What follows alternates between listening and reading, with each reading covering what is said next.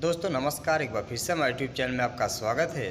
तो सो का आज के इस वीडियो में बात करने वाले हैं इलेक्ट्रीशियन के बारे में कि कुवैत में इलेक्ट्रीशियन की बेसिक सैलरी कितनी होती है। वैसे तो मैं ऑलरेडी इस टॉपिक पे कई सारा वीडियो बनाया है, लेकिन तो परसों हमारे इंस्टाग्राम पे दो लड़कों ने अपना ऑफ़र लेटर भेजा। जो ऑफ़र लेटर मैंने देखा उसको देख के मैं दंग रह गया।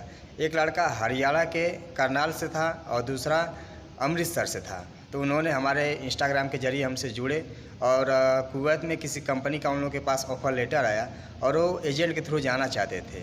और एजेंट इतना पैसा उन लोगों से ले रहा था कि पूछिए मत, बहुत हद से ज़्यादा ले रहा था पैसा। तो उन्होंने ऑफ़र लेटर मेरे पास भेजा, जिस कंपनी का ऑफ़र लेटर था।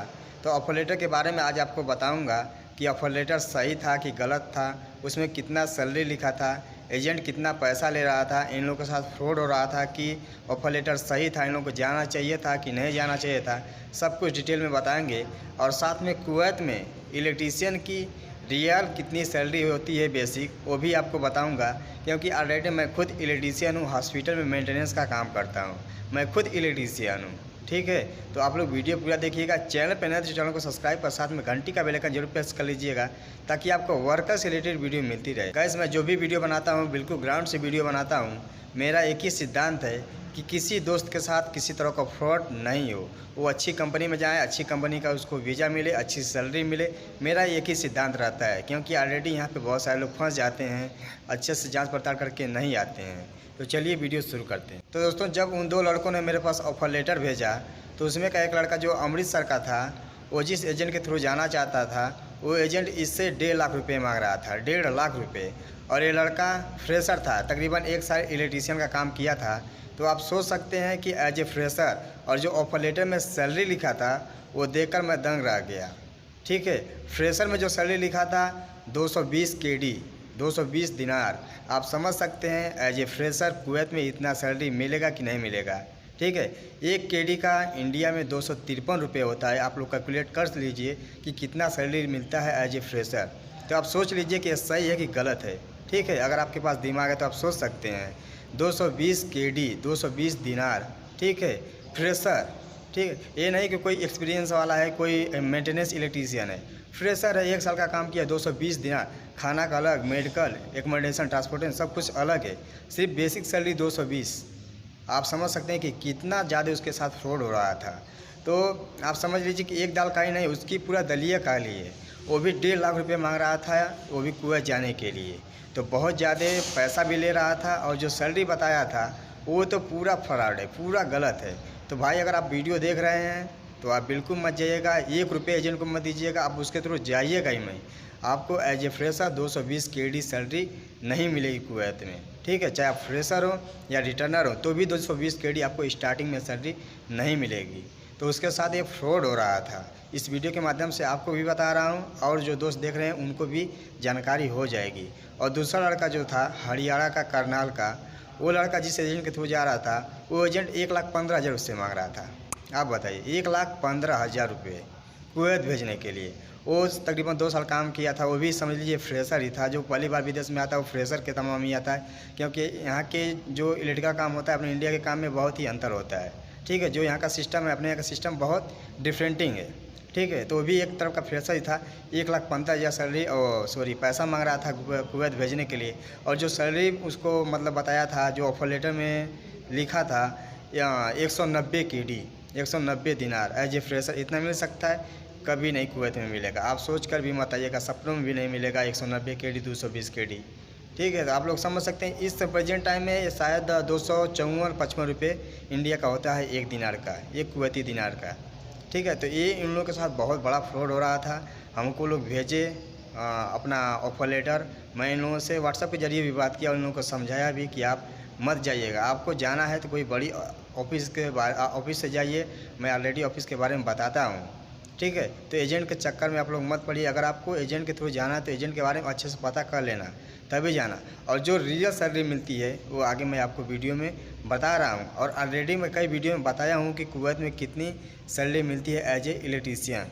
तो चलिए आपको बताते हैं कि स्टार्टिंग में जो सैलरी मिलती है एज ए इलेक्ट्रीशियन कुवैत में बेसिक कितनी मिलती है। तो दोस्तों, अगर आप कुवैत आ रहे हैं एज ए इलेक्ट्रीशियन, फ्रेशर हैं या रिटर्नर हैं, तो आपको जो स्टार्टिंग सैलरी मिलेगी 120 KD से लेकर 140 KD तक। उसमें बहुत सी कंपनी खाने के लिए अलग से पैसा देती हैं, बहुत सी कंपनी खाना खिलाती हैं। वो हर कंपनी का अलग अलग रूल होता है। 120 केडी से लेकर 140 केडी के बीच में आपको सैलरी मिलेगी। 135 केडी मिल सकती है, 130 केडी मिल सकती है, 120 केडी भी मिल सकती है। Plus over time, medical, accommodation, transportation सब कुछ कंपनी आपको प्रोवाइड कराती है। वो भी सभी कंपनी प्रोवाइड नहीं कराती। सप्लाई कंपनी में जाएंगे तो आपको वो भी नहीं प्रोवाइड कराएगी। ठीक है, तो ये सैलरी मिलती है वाकई में 120 केडी से लेकर 140 केडी तक बहुत ज़्यादा से ज़्यादा मिलेगी। अगर आप मेंटेनेंस इलेक्ट्रीशियन रहेंगे तो आपको 170-180 केडी सैलरी मिलेगी। तो अगर आप किसी के काम में, अगर आपका एजेंट, अगर आप एजेंट के थ्रू आ रहे हैं, अगर आपका एजेंट कह रहा है कि नहीं आपको स्टार्टिंग में 200 KD, 180 KD, 190 KD, 220 KD salary मिलेगी, तो आप बिल्कुल मत जाइएगा। आपके साथ फ्रॉड हो रहा है, 100% फ्रॉड हो रहा है।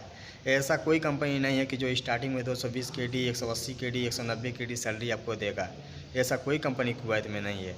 आप समझ सकते हैं कि हमको कोई काम जानकारी नहीं है पूरा, हम हैं फ्रेशर, तो हमको स्टार्टिंग कोई इंडिया का 50-60 सैलरी देगा, घर पे बैठा के देगा यहाँ पे कोई? हाँ, यहाँ पे सबको काम प्यारा है, चाम प्यारा नहीं है। कोई डिग्री देख के नहीं देता है। जितना आपको नॉलेज रहेगा उसके हिसाब का आपको यहाँ पे सैलरी मिलेगी। तो आप लोग सोच समझ के ही आना, नहीं तो आपके साथ फ्रॉड हो जाएगा। अगर एजेंट आपको कोई कहता है कि मैं 200 केडी दिलाऊंगा, तो आप बिल्कुल मत आइएगा। और 1.5 लाख रुपये मांगता है, उसके साथ भी मत आइएगा, उसके थ्रू भी मत आइएगा। वो आपसे ज़्यादा पैसा ले रहा है। कुवैत आने के लिए ज़्यादा से ज़्यादा आपको 70 से 80 हज़ार रुपये ही लगता है।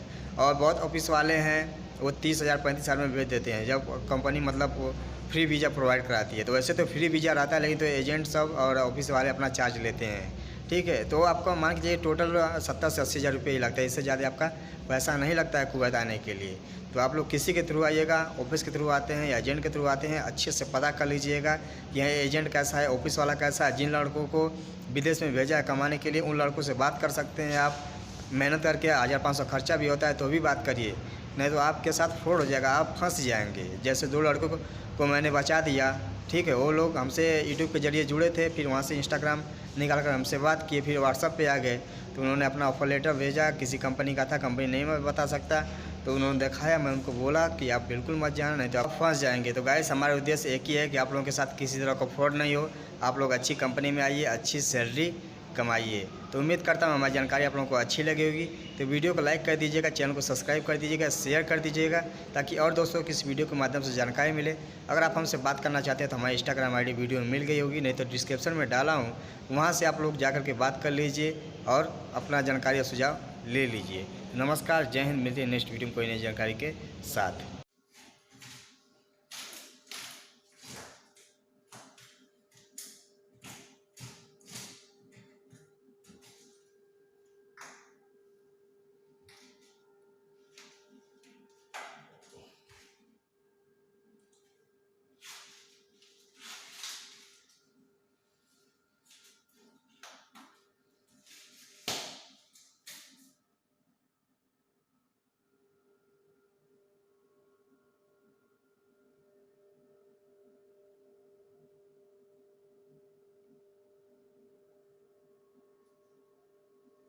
क्या होगा?